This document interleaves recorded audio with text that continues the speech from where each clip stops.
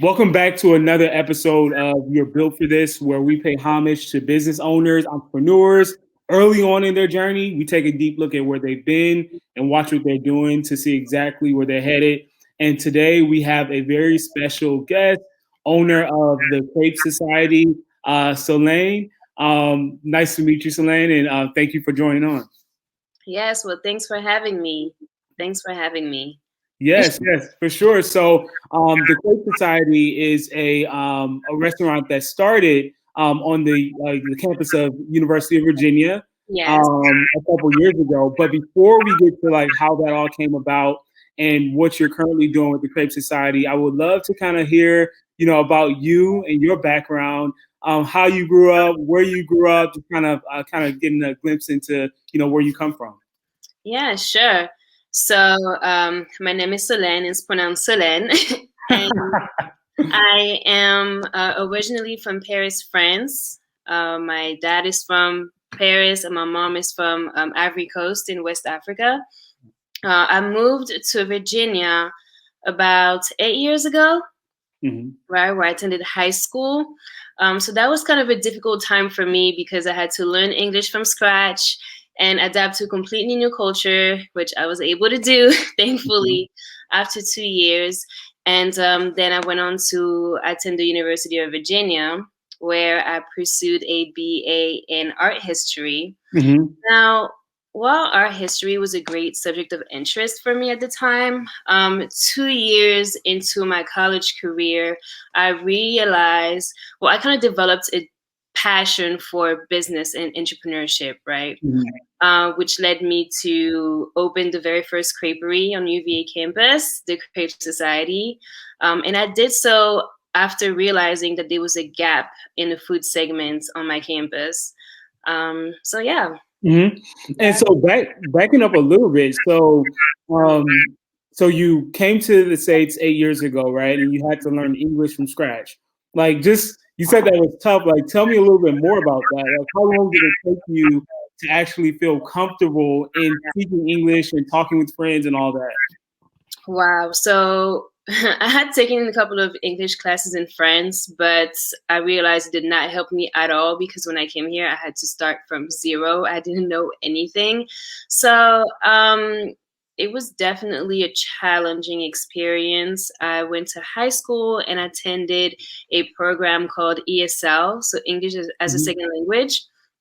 Um, and it took me about, I want to say, 2 years to have like a good like a good level in English, and about 3 years to be completely fluent. Mm. It was definitely challenging because obviously, I wanted to do really well academically in school and everything. So it was very important for me to learn the language first before like doing well in my classes. So that was Mhm. definitely a layer of stress a little bit. And, Mhm. it's kind of just adapting to the new culture too. The cultures are very different. Coming in as a teenager, I feel like this is a time where you are getting to know yourself. You're kind of just figuring out your way in the world and who you are. And yes, that was it was very it was interesting to say the least, but some of the best and most difficult years of my life, I want to say. But I made it through, and yes, I think it took me about 3 years to be completely bilingual.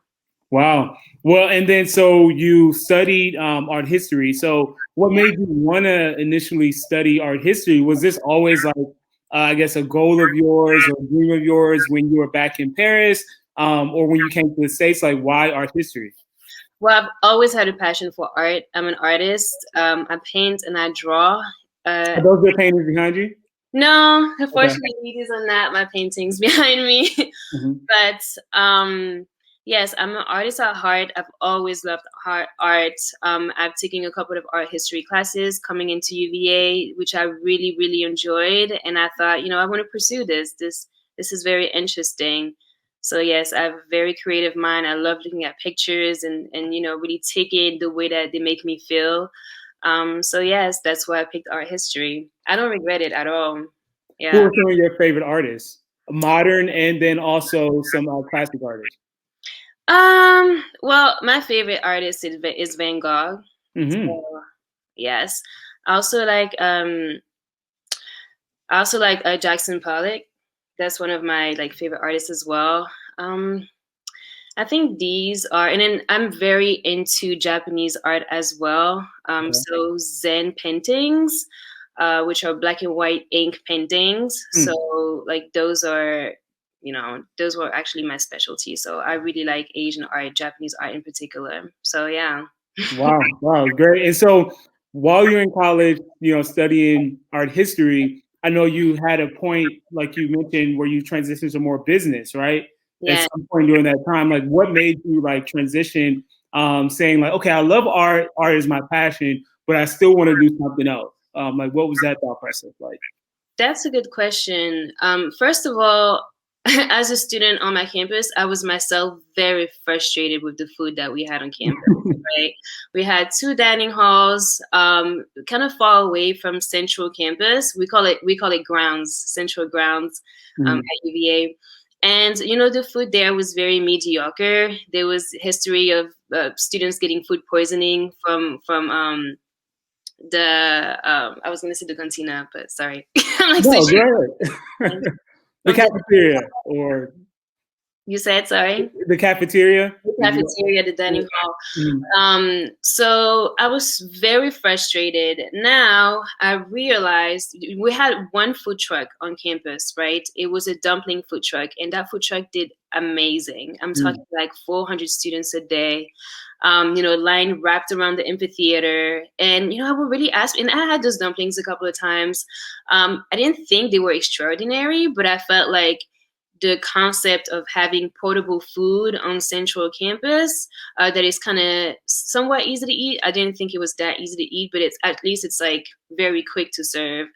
Um, was kind of genius. And I've asked a couple of my friends, why do we keep going to that truck? And most of them would tell me because it's practical. We don't have to go to the dining hall. And yeah, it's literally just right in front of us on our way to the next class. And I thought to myself, wow, like this is great. Like this is an opportunity. But then I realized this is greasy food. It's dumplings served with rice. We don't have any vegetables. We don't have any greens. There is no desserts. And I started thinking, what could be a perfect food that would serve as, dessert, breakfast, and lunch that could have gluten-free, vegetarian options. And then, I had to dig back into my French heritage. And then I had Mhm. an epiphany, wow, like I should do crepes, which where I'm from in Paris, you have a creperie at every corner, right? What is a crepe? A crepe is, okay, I'm going to describe it so most American people would understand, right? It's like a very flat pancake. Hmm. Right. It's not made from the same batter, but it's like a very flat pancake that is made the traditional way of making it in France. You can have the sweet and the savory crepe, which are made with two different batters. Hmm. The savory crepe is made with buckwheat batter, buckwheat flour, which is 100% gluten free, and it has more of a savory taste. And we use them with like the savory fillings. You can put pretty much everything in it, like mushroom, bacon, um, lox, whatever you want, right? And then you have the sweet crepe, which is a lot more similar to the pancake, right? But it's a flatter. And then Hmm. again, you can have like Nutella, banana, strawberries, whipped cream. Yeah, so it's pretty versatile, and it's delicious. And like I said, it could be breakfast, dinner, lunch, whatever you want to make it. So Yeah. that's yeah, and it's a dish that it's traditional. It's a French traditional dish, right? Mhm. Yes. And did you grow up making them? Like I know you mentioned it's a part of your heritage, but like were you in the kitchen like as a young girl, like learning how to make them and were you using any recipes like that your family taught you over time when you came up with this idea to start the Creperie on campus? Yes. So I want to say in any household in France, you're gonna make crepes, right? Most people have maybe a day dedicated to crepes in the week. Like mine was Sunday. When I used to make crepes with my dad when I was younger. I would kind of just hop on a little stool and like make my crepes on top of the stove of my dad. This is something that's very much ingrained in French culture and in French households in general. So I definitely, had the experience of making lots of crepes growing up. Yeah, and then I saw that you entered a competition, right? At UVA through the business lab, from what I saw. Yes. Was this while you were in college or after you had graduated? That was after I graduated. So, I kind of want to backtrack a little bit. I've always had this idea. I think my third year is when I really, I started feeling like this has to be done. We need a creperie on campus. But I didn't really know how to go about it at the time. And I was very busy with schoolwork and extracurricular activities, and I did not necessarily have the time to create a whole business on this side, right? But when I graduated, I thought that, it would be the perfect time to start at that time. So yes, I graduated, and here I was with this idea that came out of nowhere, not out of nowhere, but this new idea that I had, and I had to figure out how to build a business, right? How to make it from idea to reality. So the first thing I did, first of all, I forgot a part. I actually traveled back to France, to the regions where crepes are from. It's called Brittany. And it is in the northern western part of France, on the coastal side. And I stayed there for about 2 months, and I studied under a chef over there to learn, the secrets of the batter, the arts of making crepes. And then I got a certification and came back to the States. Now I knew that I had that under my belt. And yes, so the first thing I did when I graduated was to look around my campus for entrepreneurship resources, right? Resources geared around entrepreneurship. And I came across this incubator at the Darden School of Business, which is the business school at UVA.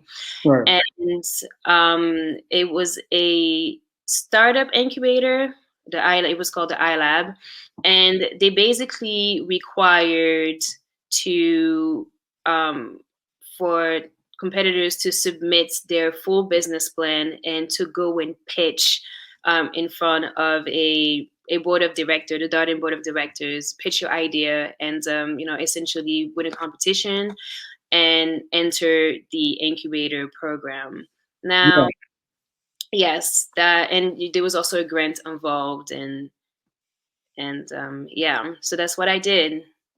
What do you think it was that allowed for you to win that particular competition? Like, did you do anything like super creative, or did you just have your business, details lined up as far as the business plan, your goals? Like, was that the reason that you got the grant and won the scholarship? Yes. I think my idea was just very out of the box. This is something that had never been done before on UVA campus. I think the fact that it was something for the community of Charlottesville, I was I very much emphasize, my products being fresh and locally sourced, right? This is, I really wanted to participate in the overall local economy. Right. Think that is something that really that they really liked. And I also had my numbers together. I did my market research. I had my business plan, and it was a very solid idea. I went in there. It was not only for startups. Some companies that competed were companies that were a couple of years old even. But I think, yes, they saw a lot of potential in my idea, and they liked the way that I presented it. I started with the problem, which is no food, no dessert, no good food on campus. And I offered my solution. They thought it was very out of the box and very much feasible and doable. Yeah. And they just saw a lot of potential in the idea. So I think that's the feedback that I got, at least. And so were you the only creperie in Virginia? Like, I know it's probably not that popular, especially in the southern and eastern, parts of the United States, but were you the only one, like, in the state of Virginia? Yeah, so no, I'm definitely not the only creperie within the state of Virginia. There was another creperie in Charlottesville, actually, Mhm. in the downtown area, which was about, I want to say, 4 to 5 miles away from campus. So, it was a walk or a drive even, or Mhm. bus ride there. And it was very successful for many years, but it had recently changed ownership, and Mm. that creperie was going through some changes, and it just wasn't doing as well anymore, right? Yeah. So that's another creperie that was in the city of Charlottesville, but kind of far away from campus. But my idea was to really be on campus, central ground, and offer a food that is highly, like, very practical, right? Because I Yeah. don't know if you've had a crepe before. It's very flat. You can roll it up, put it in a little sleeve, and then eat it on your way to class, right? So, Yeah. yes, definitely not the only creperie in Virginia, no, but the first and only one on campus for sure. And that's amazing. That's an amazing point that you mentioned around portable food. I haven't even thought about that because I remember when I was on campus, we didn't have a lot of portable food options, although we made our food options portable. Whether it was pizza or Chick-fil-A or whatever, we would just walk around with it. Right. But the question I have for you is, like, after you received your grant, like, what was the first thing that you did? Like, when you were like, okay, I have the money now, like, what was the next step after that? Right. So I received the grant and then entered the incubator program, Mhm. which it was a program of 2 months in which, you're taught the basic of entrepreneurships. You're paired up with amazing mentors who were successful entrepreneurs. You also do a series of workshops on marketing, pricing, um, I want just everything Yeah. entrepreneurial, basically. Yeah. And so I didn't mention, but my original idea was to do a food truck on campus, just like the dumpling food truck, right? Mhm. Although we're going to get to that, but later on, he actually turned into a physical location. Now, I received the grant and I immediately put it aside because I wanted to use it on my food truck, right? So I Yeah. really wanted to focus because remember, I got into the incubator program with an idea and a great business plan, but that's all I had, right? Mm. I kind of had to sit down and kind of put that business plan into practice, think about getting my materials, think about my menu, my pricing, and even like getting my truck and all of the permits that come with that, the partnership with the school. This is the first thing that I focused on, but that grant, I kept it in my back pocket for when it's actually time to buy the truck, right? So that is to answer your question. That's what I did initially with the grants. That seemed like a lot, like you mentioned, as far as permits, confirming with the school. That's a whole problem, like a legal issue that you probably had to go through. Yeah, Did you have any help with that, or were you like a one-woman show and like getting everything coordinated? it was a one woman show. Mhm. It was a one woman show doing everything, coordinating everything. It took a lot of uh, organization, right? Just having your bigger goal, breaking that goal into little tasks, right? And you're really Yeah. making sure that you just checking that off every day. There's just so many things that you have to think of, like your marketing strategy, your branding. The product, though, is the most important because the product has to be on point. I had to think about things that I'm bringing from France that is it going to be successful here in America? Yes, people. It's there was really no way, and this is something in my business plan that there was no way for me to prove. They asked me on the panel, how would you prove that? How do you know that this is a product that would work? Right. And the answer is you don't know because it's the unknown. It's completely innovative, so there's really no benchmark to compare it to. So there was a lot of brand developments, product developments, and just a whole lot of things. And it was a one-woman show for sure. I did it on my own. I had some help from mentors at times when I had questions and when I needed to be put in contact with other people, other business owners, just, you know, for networking purposes. But yeah. Yeah. And then so you talked about pivoting from the food truck idea to the actual brick and mortar location. Could you talk to everyone about like the pivot strategy there? Because, you know, some people start their businesses with an idea of how they plan it to be, but then they quickly have to, you know, change the direction. Like what happened there, and like how were you able to kind of make that pivot? Yes.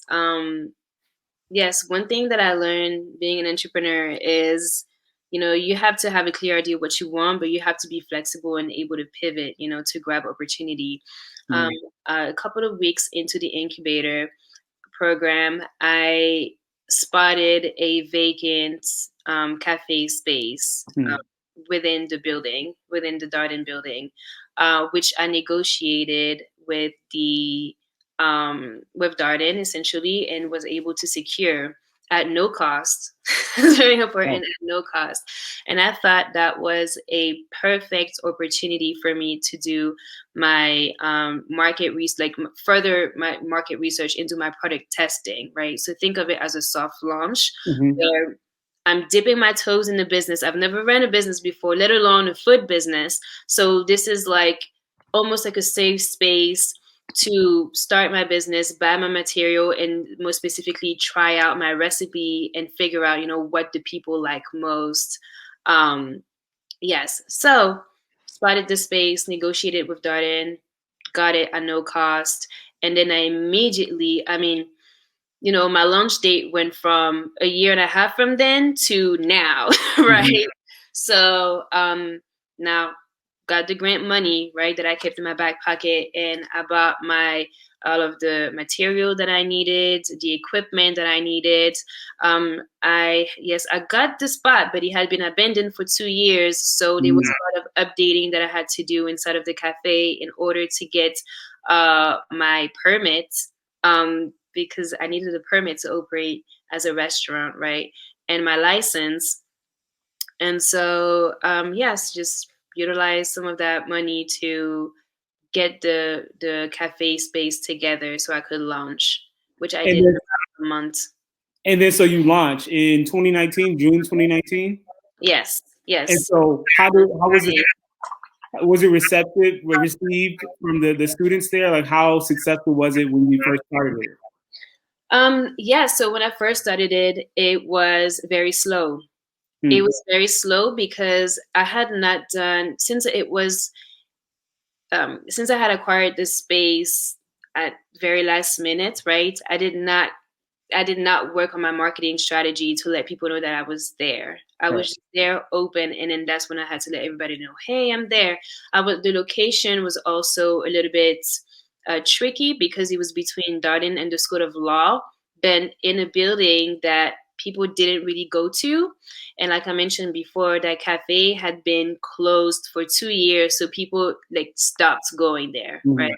So I opened, and the people from the incubator, of course, came and, you know, brought people. I did email blast. I was also in press, like the school newspaper, the local newspaper. So I really try to use the media a lot, and word of mouth. And I did a lot of different marketing tactics, right? But word of mouth, it was organic.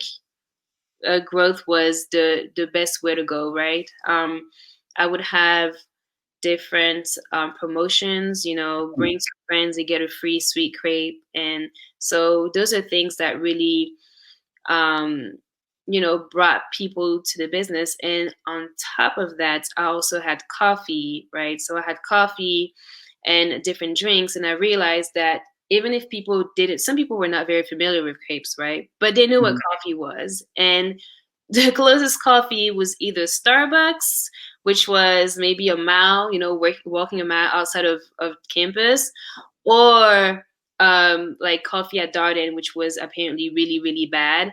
So that was definitely leverage for me, right? So people would come for the coffee and then they would try a crepe and then they would be addicted and they come every day. So Were you still a one-woman show at this point? Were you doing all the cooking, like everything, or did you then have to hire staff? at that point, I was doing absolutely everything. I was doing from like this, from looking for my suppliers, my partners, um, cooking the food, prepping the food, because like I said, I did sweet and savory food, and some of my savory crepes were like actual food, like prepped food. So I had to prep the food, um, figure out, like, do my inventory by myself. I was the cook. I was the person at the register. I was doing my marketing. I was doing every single thing in the business. At some point, I did have to hire, and I also had a mutual partnerships with one of my really good friends, where I would help her with her business and she would help me with my business when I needed as well. Um, so yes, but that came a couple of months later. But at first, I was very much a one-woman show. I also had to hire because I got into catering as well, um, which was very good. So I had to hire for that as well. And I saw in one of your previous interviews that you had a hard time finding buckwheat flour. Like I know that's an important ingredient in the crepes. Like, how did you overcome that, and were you able to like find it in bulk somewhere? Like, how was that process? Yes, uh, the product development, finding the right buckwheat flour was a challenge because I knew I knew the taste that I was looking for, right? I don't know if you've ever had buckwheat before, but it has a very distinct taste, and it has to be the right type of flour, otherwise it just does not taste good, right? So, and there's different grains. Some of it was sticking to the pan. Some of it was just disintegrating. Some of it was too strong. Some of it was just, it took a lot of different samples. I want to say I went through maybe 50 different samples before I was able to find the perfect buckwheat flour. It was a little bit pricier, but I think it was worth it in terms of quality. And so, yes, I had a supplier from New York, and that worked out, but it took some time. And so at this time, are you only working the restaurant, or did you have another job, after you had graduated from UVA? Aaron, I was babysitting. I was driving Uber. I was driving DoorDash. And I would constantly every weekend drive back from Charlottesville to DC and, bring people, basically being a taxi, like take people with me in the car. So I did all of that. So I had the business from 8 a.m. to 3 p.m. And then from 4 to 6, I would have babysitting. And then from 6 to 10, I'd have like the door dashing and the Ubering. And then if I have some strength, I will do some prepping. If not, no. But yes, it was a lot. And I can imagine. And so you started in June, and then unfortunately, we all know what happened in 2020, like at the beginning. So what happened to the Crêpe Society at that point, and what was the thought process like? Yes, so it's actually kind of funny because when I negotiated the place, I had a contract until December. So I had a contract for like a little bit over 6 months, and because the building was supposed to come down. Now, in December, they told me, hey, the building is not coming down, so we can extend the contract. And I kind of had to reflect on that a little bit because I felt like the space that I was in had served its purpose. I think it's important I didn't even mention, Darden is further away from UVA Central Campus. It's the business school, but it's further away. And I felt like I had a product at that time. I had my marketing set up. I had my branding. I had everything that needed to be done during the soft launch was pretty much like done, right? All I needed now was a truck and the central location that I was looking for. I figured out my processes, my operations, how to make crepes very fast. I had gone through the ups and downs, and now I knew exactly what I needed, and I was ready. So I thought to myself, I don't really need that location anymore. So décembre, janvier, février. In February, I left, and it was break anyway, so the students were not there. Mhm. And shortly after that, I left thinking. Actually, I left thinking all of the proceeds that I made from the business, I'm going to keep that on top of the grant money that I got. I will get a job, work for maybe a year, and then come back on campus and open the food truck so I don't have to take a loan, right? Mhm. Now, unfortunately, COVID happened. COVID hit. So it's I wouldn't say that the business closed because of COVID, but it was very much at the same moment. But it definitely stopped my idea of the food truck that I wanted to open in 2020, right? Um, so yes, that's what happened. I kind of just packed up everything. I still have all of my material and my business plan and all of the experience. Literally, if I wanted to pick up the food truck, I could. Like, there's nothing else. Like, So how did that feel? Like the initial feeling for you when COVID hit, right? And then the idea of the food truck basically, you know, not going away, but you not focusing on it anymore. And then how over time did that feeling evolve to like, I want to open it back up at some point? um. So to be completely honest with you, I had a feeling of relief, Mm. right? Because um I had given my heart, my soul, my energy, everything into that business, and I was working. I mean, I don't think I've worked as hard in my life as during that time, and I felt like, wow, like I get a break, right? The food industry is very, very tiring. So at first, I was a little sad. I was like, wow, like what a ride. This business is literally like ready on the platter now, and all I need, like, it was for the school to be open so that I could open my food truck. But I had a sense of relief at the beginning because I Mhm. thought to myself, I'm finally getting a break, right? Because that work was no joke. Um, and also, I mean, this could maybe be a little bit too much information, but I was in a long distance relationship, and it was also a relief in the sense that I will go back to my family. I Mhm. will go back to my friends and my boyfriend because Mhm. I was isolated. All of my friends had graduated from UVA already, and here I was in this entrepreneurial journey with me, myself, and I in this. I mean, it's my school, but nobody. I didn't know anybody else at that time, and so yes, it was a sense of relief, like coming back to family, like taking a break. So yes. And then, so now, like, how do you feel about the business now? Do you think, at some point, this is something that you're going to spin up now that COVID is hopefully going away? Are you excited about that? And do you think that the Crêpe Society will come back in form of the food truck? Yes, I think so. The way that I feel right now, I still want to like I still want to start a career, like a corporate career, put Mhm. money aside, and then go back to the food truck. I definitely want to open it again, Mhm. but I see myself doing it maybe in 3 years or so. Um, the beauty of that business is that I think it would do well whenever I open it. you Mhm. know, my initial goal for it on the bigger picture was to have a franchising system with multiple food truck on campuses, Mhm. starting with my campus, right? So, yes, I definitely want to open the business back up, but this is not something that I've been thinking about a lot during COVID because, Mhm. those times were so uncertain Yeah. and I just needed to survive at the moment and jump into something else. But I definitely um, it will reopen. Yeah, I don't know yet how. I don't know yet if I think I'm at this stage now where I can even put somebody on a truck and I wouldn't even have to be there. You know what I mean?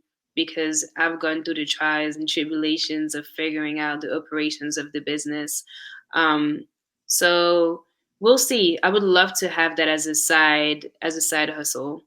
For sure. And like you mentioned, everybody's journey is different. And you using the corporate career to leverage your entrepreneurial passion is something that isn't crazy. So the money that you're receiving from your corporate career, you'll be able to invest and have more capital and not driving 100 hours for Uber or DoorDash or having to babysit. You have a solid career that you're able to use to fund your business. Absolutely. And skills and ultimately skills, I think that there is a lot of skills you can pick up from your corporate job.